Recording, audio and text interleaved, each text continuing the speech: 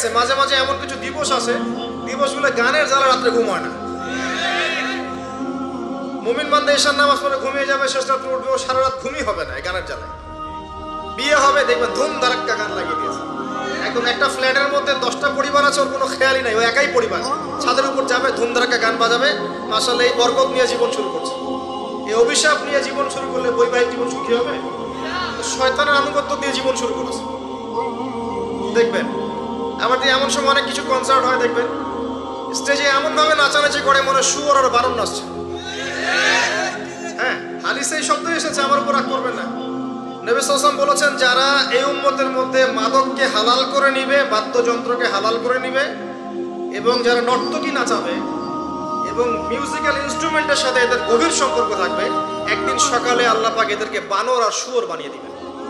একদম টাটকা হাদিস, আখরুল জামানের হাদিস পড়ে দেখেন, আলেম ওলামাকে জিজ্ঞাসা করেন, হাদিসটা না থাকলে আমার নাম বদলাই ফেলাবো। এই হাদিসও আছে। এটা কি ফিজিক্যালি হবে? আমার কাছে মনে হয় না ফিজিক্যালি হবে। আল্লাহু আ'লাম, আল্লাহ ভালো জানেন। আমার কাছে মনে হয় না যে ফিজিক্যালি হয়তো বা হবে না, ইন্টারনালি তারা বানর আর শুয়োরের মতো হয়ে গেছে। আমার কাছে তাই মনে হয়। ভিতর থেকে স্বভাবগতভাবে দেখবেন বানর আর শুয়োরের মতো করছে। তো কি করবেন? এখানে ঈমান নিয়ে আপনি চলবেন কি? নূর কি জিনিস বোঝাতে গিয়ে আপনাকে এই কথাগুলো বললাম। আপনি 10টা দিন ইতিকাফ করে তারপরে এই পরিবেশে যান, আপনি আল্লাহর নূর নিজেই বুঝতে পারবেন, আল্লাহর নূর কি জিনিস, আধ্যাত্মিকত্ব কি জিনিস। আপনার কাছে এগুলো ভালো লাগবে না, আপনার মন, আপনার কান শুনতে চাইবে না, আপনার চোখ দেখতে চাইবে না। আর এগুলোতে থাকতে থাকতে থাকতে থাকতে যদি এগুলোকে স্বাভাবিক মনে হয়, তাহলে বুঝবেন আপনার কলবে নূরের ছিটা ফোটাও নাই, কলব আগেই মরে শেষ হয়ে গেছে। এখন আমাদের কলব এই অবস্থায় আছে। আমাদের চারপাশে এগুলো দেখছি না, গান বাজনা, বাদ্যযন্ত্র, মাদক, বেহায়াপনা, অশ্লীলতা, বেপরদামি, পর্নোগ্রাফি, ব্লু ফিল্ম, সব তো দেখছি নিত্যদিন, প্রতিদিন দেখছি। এগুলো দেখে যেহেতু আমাদের মনের মধ্যে কোনো রিয়াকশন আসে না, বুঝতে হবে মন কিন্তু নাই, dead. Living with a dead heart. আমরা একটা মৃত হৃদয় নিয়ে ঘুরছি আর কি, আর কিছু না। এখন এই হৃদয়ে ঝাঁকিয়ে দিবে কিভাবে? এই অবস্থায় মৌত আসলে কি হবে? মৌতের কষ্ট খুব বেশি হবে। মৃত কলব অবস্থায় যদি মৌত চলে আসে, তাহলে মৃত্যুর যন্ত্রণাটা খুবই কঠিন হবে। কত কঠিন হবে আমি একটা হাদিস দিয়ে বুঝাচ্ছি। আমি এই হাদিসের নাম্বার এখন বলতে পারছি না, কারণ অনেকদিন আগে হাদিসটা পড়েছি, বাট আমি হাদিসটা পড়েছি। এবং যদি কেউ দলিল চান, আমি আপনাকে প্রাইভেটলি দিতে পারবো ইনশাআল্লাহ। কোন একজন নবী আল্লাহকে বলেছিলেন যে আমি বারজাখের মানুষের সাথে যোগাযোগ করতে চাই। কেমন আছে বারজাখের? বারজাখ বোঝেন তো? পরকালে বারজাখের মানুষ কিরকম আযাব, কিরকম শাস্তি ভোগ করছে, আল্লাহ আমি একটু দেখতে চাই।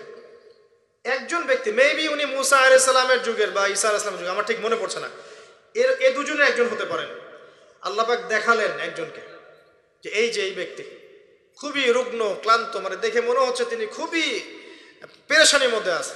তাকে নবী জিজ্ঞাসা করছেন, একজন নবী জিজ্ঞাসা করছেন, তুমি কি অবস্থায় আছো, কেমন আছো? তো সে বলছে যে আমার মৌত হয়েছে আজকে থেকে 1000 বছর আগে। আমার মৌত হয়েছে আজকে থেকে 1000 বছর আগে, এখন পর্যন্ত মৌতের যন্ত্রণা আমার যায় নাই। আমার কথা কি বুঝতে পারলেন ভাই? যার কলব যত মৃত, রূহ কবজ করার সময় তত শাস্তি হবে, তত বেশি কষ্ট হবে। যার কলব যত পবিত্র, রূহটা অত সুন্দর করে আস্তে করে বের হয়ে চলে আসবে ইনশাআল্লাহ। যেমন কলসি থেকে পানি ঢাললে যেমন হয়, এভাবে রূহটা বের হয়ে চলে আসবে। কলব পরিষ্কার না থাকলে এটা হবে না। এগুলো আধ্যাত্মিক মারেফতি কথা নয়, কিন্তু বিষয়টা এই যে আমরা অনেকে আবার এগুলোকে বানিয়ে দিয়েছি পীর মুর্দি, তাই না? এবং নেগলেক্ট করি যেগুলো পীর মুর্দি বয়ান করবেন না, এসব পীর মুর্দি বলে বিষয়টা না। বিষয়টা হচ্ছে আত্মশুদ্ধি। আর একজন পীর যদি একজন মানুষকে আত্মশুদ্ধির পথে নিয়ে যেতে পারেন, বিষয়টা কখনো খারাপ করে দেখার কিছু নাই। একজন মানুষ যদি আরেকজন মানুষকে আত্মশুদ্ধির পথে নিয়ে যেতে পারেন, এটাকে খারাপ করে দেখার কিছু নাই। হ্যাঁ, এগুলোর নামে আমরা অনেক কিছু তৈরি করেছি যেগুলোর হয়তো অস্তিত্ব নাই।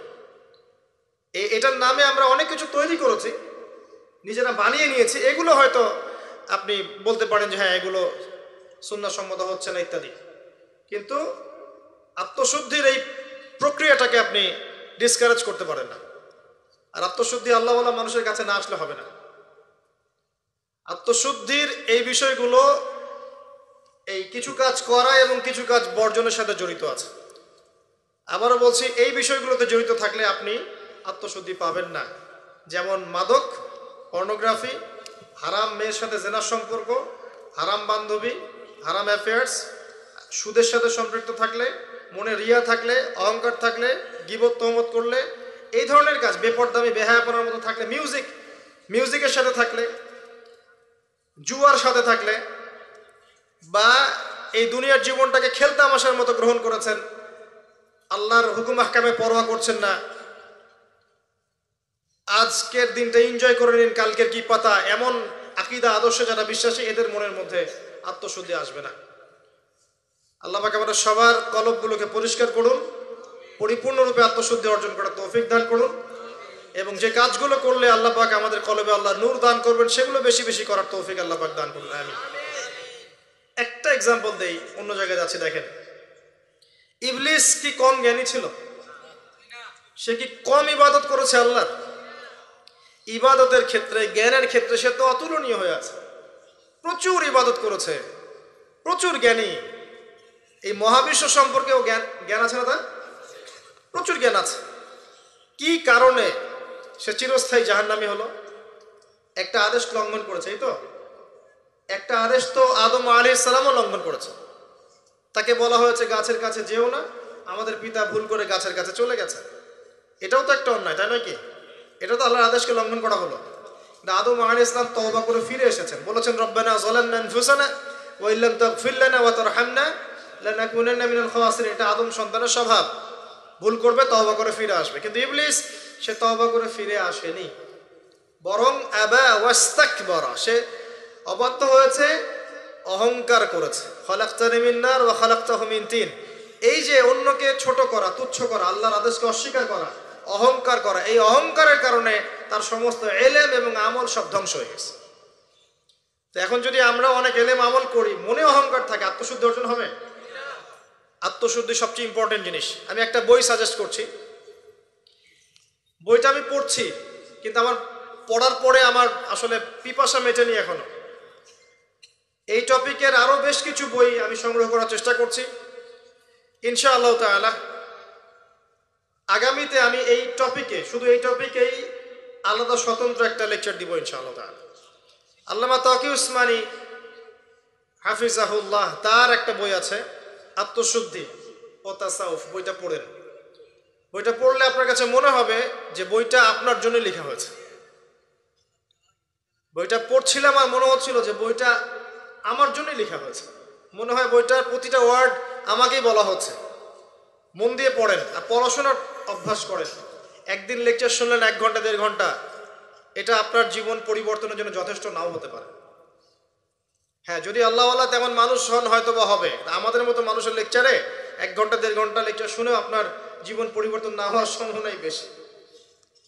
কথা তাসির হয় তখনই যখন বক্তার মধ্যে ইখলাস থাকে, দিনের প্রতি মহব্বত থাকে, আল্লাহর দিন, আল্লাহর জমিনে প্রতিষ্ঠার মানসিক চেষ্টা থাকে, মনের দরদ থাকে। जो बात दिल से निकलती है दिल पे असर करती है, একটা কথা আছে না?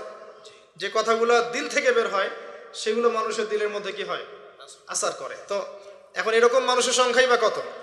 আর আমরা যে জ্ঞান এবং আমল করি তাতে বুঝতেই পারছি যে আমাদের দ্বারা কি হতে পারে। তারপরেও আলহামদুলিল্লাহ কিছু মানুষের উপকার হচ্ছে, এটাই আলহামদুলিল্লাহ। তবে আমরা যথেষ্ট নই। আমরা আল্লাহর কাছে দোয়া করি, আল্লাহ পাক এমন মানুষদেরকে এইসব চেহারা নিয়ে আসুন যাদের কথায় পুরো সমাজ পরিবর্তন হবে ইনশাআল্লাহ। এবং আল্লাহ পাক আমাদের সন্তানদেরকে যেন ওইভাবে বড় করার তৌফিক দান করেন। আমিন। প্রথম কথা বলছি, দেখেন, আত্মশুদ্ধি, মনের নিয়াত, ইখলাস, এটা সবচেয়ে ইম্পর্টেন্ট জিনিস। এটা ছিল না বলেই ওই 3 ব্যক্তি কোথায় গেছে? জাহান্নামে। শহীদ হয়েছে জাহান্নামে, দান করেছে জাহান্নামে, আলেম হয়েছে জাহান্নামে। এটা সেই হাদিস যেটা বর্ণনা করতে আবু হুরায়রা রাদিয়াল্লাহু আনহু অজ্ঞান হয়ে পড়ে যেতেন। প্রথম যেটা সমস্যা ছিল, এদিকে মনোযোগ দেন, আমরা শেষ করে দেব, গুছিয়ে নেব। প্রথম সমস্যাটা কি বলেছিলাম? শিরক। এই শিরকটা প্রত্যেকটা সেক্টরে আছে না? ব্যক্তি, পরিবার, সমাজ, রাষ্ট্রে আছে না? একই সুন্নাহ। ওই যে আইয়ামে জাহিলিয়াতের শিরক এখনকার বিশ্বে আছে না? আছে। তাহলে এখনকার বিশ্বেও কি কিছু তাওহীদপন্থী মানুষের প্রয়োজন আছে না? আছে। দ্বিতীয় সমস্যা সুদ। ওই সমস্যাটা এখনকার বিশ্বে নাই? এখনকার ব্যক্তি জীবনে দেখেন সুদ খায় না, পরিবার সুদখোর না, সমাজে সুদের কারবার নাই, সুদী এনজিওর সয়লাভ আছে না, আছে না? ছোট্ট ছোট্ট গ্রাম বাদ পড়েছে সুদ থেকে, টপ টু বটম কোনো গ্রাম বাদ পড়েছে? পড়ে নাই। বৈশ্বিক ক্ষেত্রে সুদী ব্যাংকিং সিস্টেম নাই, এবং এগুলোর সাথে আমরা জড়িত নই কি? আর নবী সাল্লাল্লাহু আলাইহি ওয়াসাল্লাম কি বলেন নাই, 4 শ্রেণীর মানুষকে আমি লানত করলাম, যে খায় সুদ, যে সুদ দেয়, যে সাক্ষী থাকে আর যে লেখে। 4 শ্রেণীকেই তিনি লানত করেছেন। নবীর অভিশাপ নিয়ে কেউ হাউজে কাউসারের পানি পাবে? নবী সাল্লাল্লাহু আলাইহি ওয়াসাল্লামের অভিশাপ নিয়ে কেউ কবরে উত্তর দিতে পারবে? সত্যি তাই মনে হয় আপনাদের? আর নবী যাদেরকে অভিশাপ করবেন তাদের জন্য কি নবী সুপারিশ করে জান্নাতে নিয়ে যাবেন?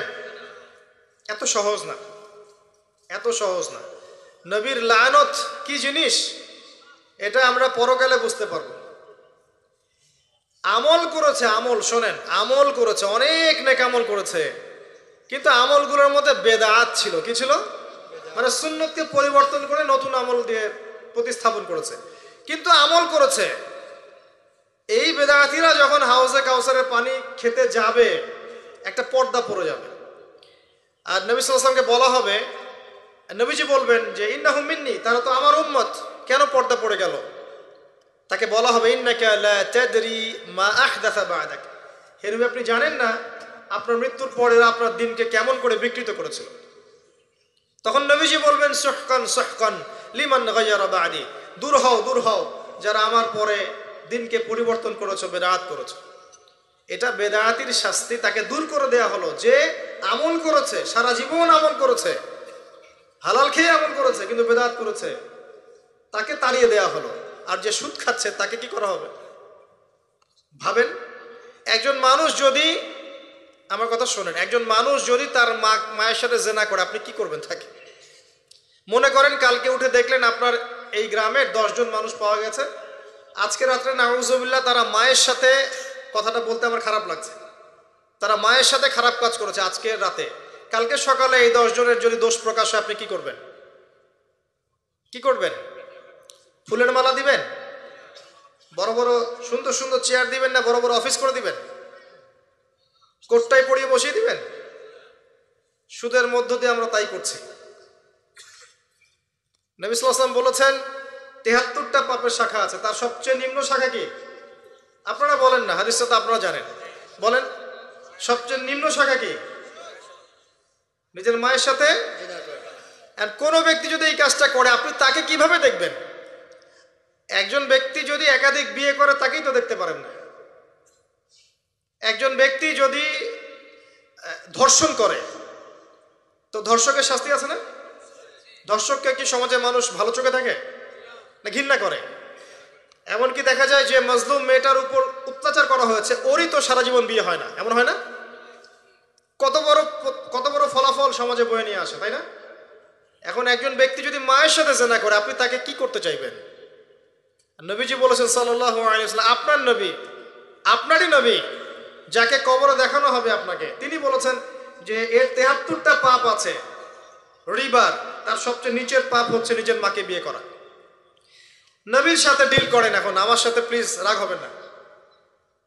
কিয়ামতের মাঠের জন্য অপেক্ষা করেন, আল্লাহ নবীর সাথে আপনার সাক্ষাৎ হবে, সেদিন তাকে জিজ্ঞাসা করবেন কেন আপনি হাদিস বলে গিয়েছিলেন?